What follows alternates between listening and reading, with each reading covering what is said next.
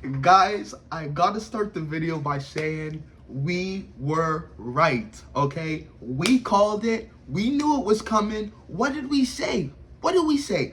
After Kokuzono left us with that crazy cliffhanger and decided to take a week hiatus, we've all been wondering what's gonna happen. Where is Chiaki going? Who is gonna save her? What is Rokuhira gonna do?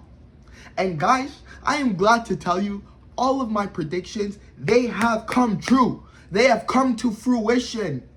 I am the seer, okay? I am the foreteller, the fortune teller. Bruv, all we do is call the shots. What can I say? We're just right. We know what's going on, okay? We do this, bro. Hokuzono is dropping fucking peak, dog.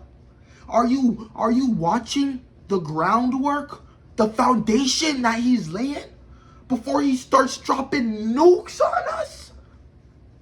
This chapter was so tragic, you know? You can feel the rush. You can feel the struggle to save Chiaki. Akemura, we finally get little bro in the picture. And guys, let me tell you, this boy is pissed. Akemura is no joke. Guys, the story is heated up. After the Hiroshima talks, what is the next big event? Who knows? But with this chapter, we are leading up to something big.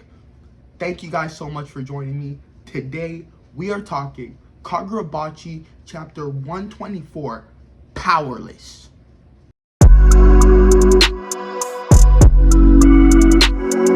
Alright guys, Hokuzono gave us a week break. I know that you've all been waiting for this chapter. I've been waiting for this chapter. Let's jump right into it. And guys, stick around for the end because the cliffhanger on this one is devious. It's rude. It's rude.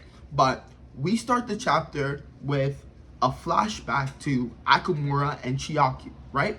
And essentially we're seeing Chiaki comfort Akemura, right? He's crying, he's upset, and Chiaki is just there for him, and she's there to console him and be the one to uplift him, you know? And she says, big sis will always protect you. And this is a big through line of the chapter, right? Their relationship, it's very strong, but it also borders on the line of obsession, you know what I'm saying? And we really get an insight into that relationship this chapter. But after this flashback with Akemura, right, we switch back over to the Soga clan, right? And we get to see the aftermath of the Hiroshima talks. And because Hiroto was killed in the Hiroshima talks, we see that his younger brother, Giyu, he was promoted to clan leader, right? And with this younger brother being elevated to the position of the Soga clan head now, he was actually one of the key figures in the decision making of handing Chiaki over to the Mikoboshi, right? So they're upset, right? They're like, bruh, like this new guy, like fuck him already, right? And it looks like he's just power hungry, you know? Like he's just after Kurotsuchi. That seems to be all he cares about, you know? Like he doesn't care about Chiaki. But then again, you have to remember, last chapter, and even from when Chiaki was introduced, we've understood that she's part of the offshoot family of the Soga clan. So she's not an actual primary member of the family. So handing her over isn't really a big deal. As long as the power of the Soga clan princess comes back to the main clan, who cares about Chiaki, right? And this is where we see Chiaki's mom, and she is breaking down, right? I mean, they're about to hand over her daughter, you know what I mean? And she's like, fuck this, go kill the chief, right? And the chief is like, thank God, I respect the Soga clan princess for making this big decision. She's gonna protect us. She's gonna save us all. But Chiaki's mom and Akemura, they're not down for it. And this is when we see Akemura, and he pulls up on Giyu.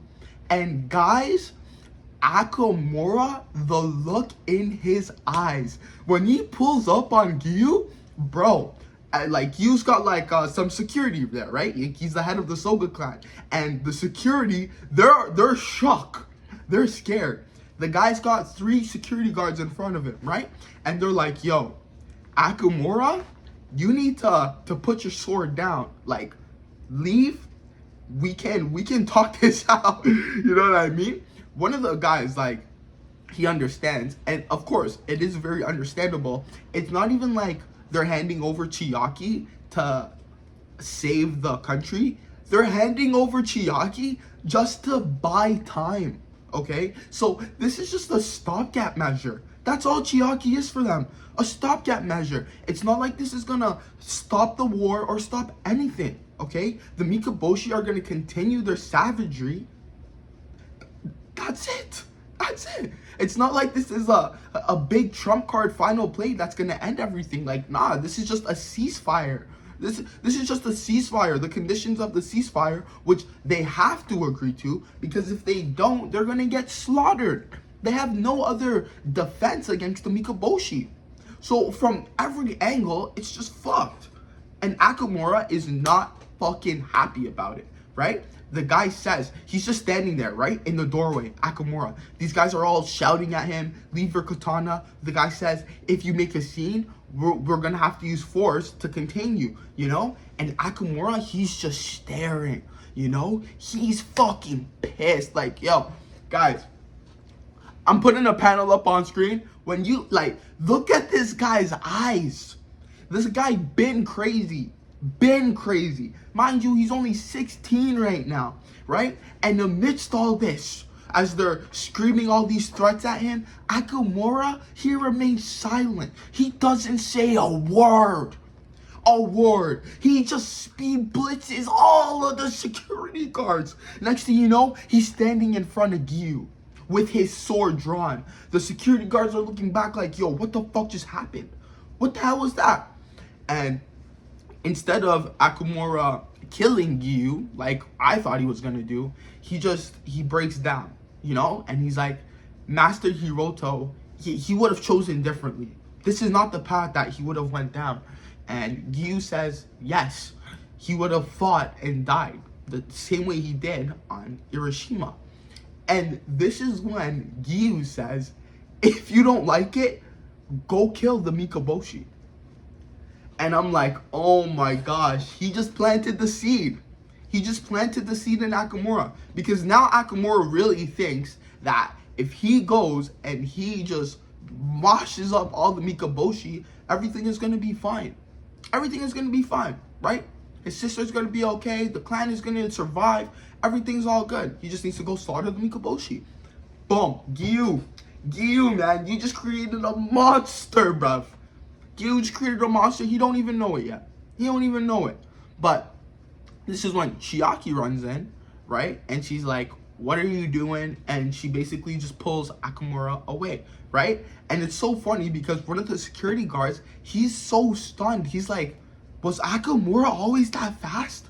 The guy just blitzed us. Like, this is madness, you know?" And he's like, "At the tender age of 16, I did anticipate he might equal them one day." And we got Hiroto, okay, we got Tetsuzai, right? We got all the guys that were there on the Hiroshima talks, the big dogs, right? And Akemura, 16, he's already on that level. But we already knew the sword master, like, built different. We always knew, we already seen, even with the little flashbacks we seen with him and Samura, we known this guy is a monster, okay? And honestly, I think it makes him so much more relatable that he's doing all this for, like, his sister, bruh. You know, like, the guy loves his sister. He don't want to see her get thrown away as a spoil of war for some dumbass ceasefire. So he wants to go slaughter the enemies to stop that and keep his family safe. The man's a family man at the end of the day. You gotta respect that, man. You gotta respect it. You know? And continuing on, you know, the guy in his observation, one of the security guards, in his observations of Akemura, he's like, "For a split second, I thought that he was Hiroto." Like, bro, that's how sick Akemura is, bro. He literally thought that he was Hiroto. And he says, all due to his obsession with his sister. Like, this is what I'm saying. Like, Akemura just taking it too far now. You know what I mean? Like, there's like, of course, like, I can understand how he feels, you know, having to watch his sister being given up. But at the same time, his response is kind of, you know what I mean? Like, the guy is a little insane about his sis. Like, it's not even like a joke, you know? And then this is when we switch over and we just see the aftermath of Chiaki leading Akemura out, and they're having a little conversation. And Akemura says, like, why did you stop me? Like, why? Like, I'm trying to protect you. And she says, you'll be an amazing fighter, so just don't throw away your future. Like, don't waste your future. And she tries to explain to him that by sacrificing herself, she can protect everyone. You know, she's like, that's just how it is. But I've made up my mind. I've steeled my resolve to protect everyone, and you. I want to protect you. And this is the tragedy of the chapter, guys, because in Chiaki trying to protect Akemura, the guy is destroyed because the whole reason he took up the sword was to protect her, and he can't even do that.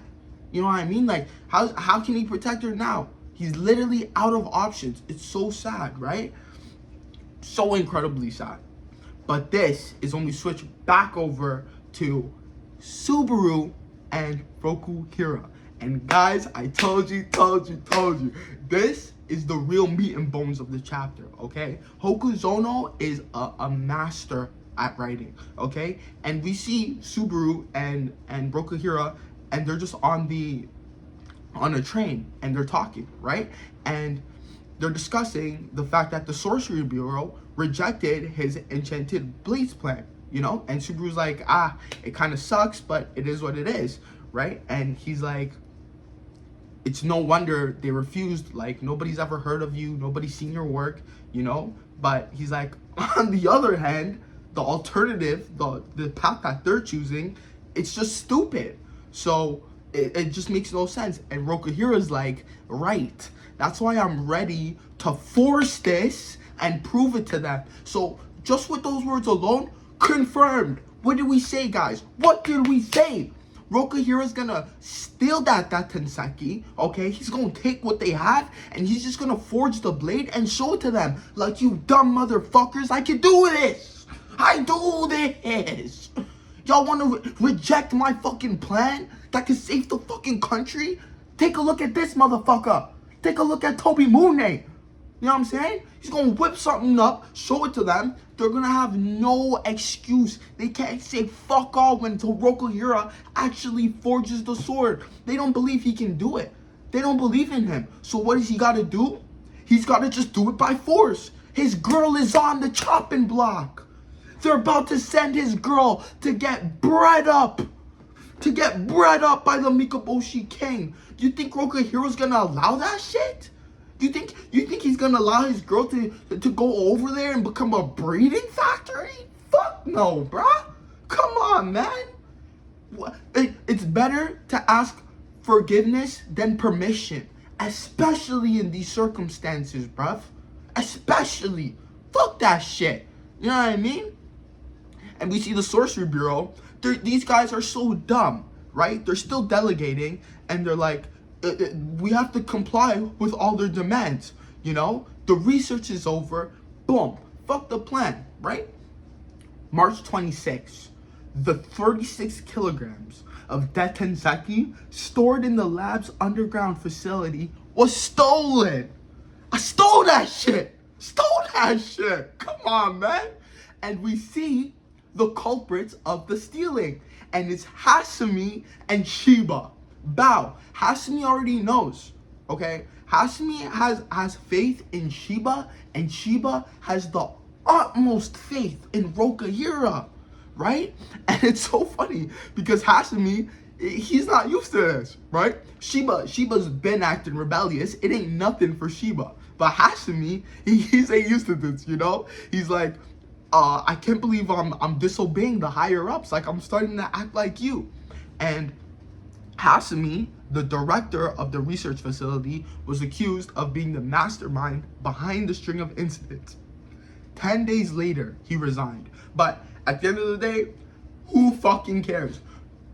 Drop a W in the comments for Hasumi, because guys, Hasumi is the reason why Rokahira is able to do what he's doing. My guy went against the higher-ups, lost his job, lost everything to give Rokahira a fucking chance. Incredible, incredible.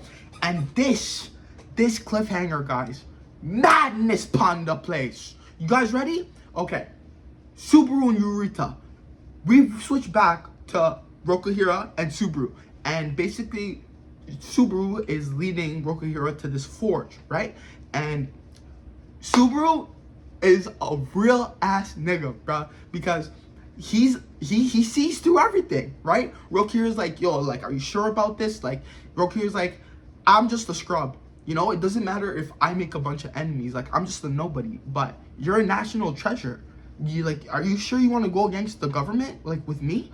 And Subaru's like, cut the crap. You're doing this for your girl, right? And Rokahira's like, yeah. And then we see March 27th, just before daybreak, the forge was alit with flames, bro. Dog, the first blade is coming. And I gotta say, this final page is so beautiful. It's straight black, and we can just see the coals burning. Like the light is starting to come alive in the darkness. And from that light, the blade, the hope is going to be born. Oh my God, bro. Yo, the symbolism, the themes, the story. Yo, Hokuzono be fucking cooking. This guy is cooking. Never let this guy leave the kitchen. Lock that shit up. Let him stay in there forever, bro. Holy shoot. Madness, guys. Madness. What could we say? Next week? Okay. One of y'all told me that the Shinichi was not the first blade that Rokahira made.